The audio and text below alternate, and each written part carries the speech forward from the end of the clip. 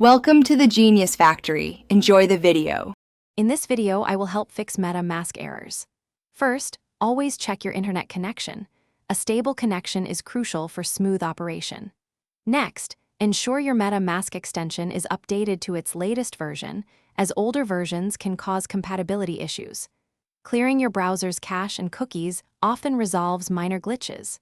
Finally, a simple restart of your browser and computer can refresh everything, often fixing many common problems. These initial steps are quick and resolve about 50% of user issues. Many MetaMask errors stem from incorrect network configurations.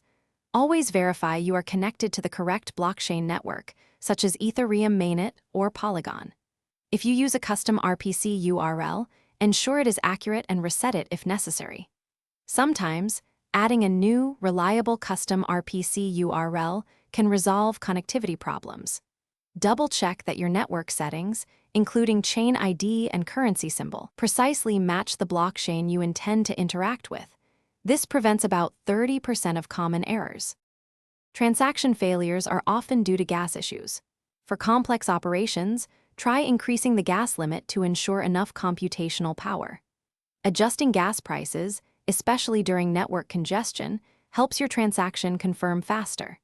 If you have stuck or pending transactions, resetting your MetaMask account can clear them without affecting your funds.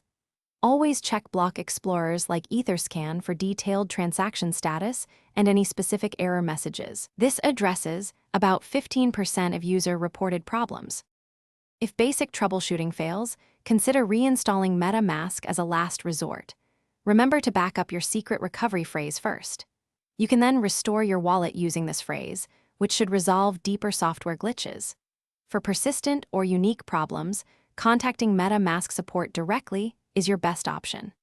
Additionally, community forums and online groups often provide valuable insights and shared solutions from experienced users. These steps cover the remaining 5% of difficult cases.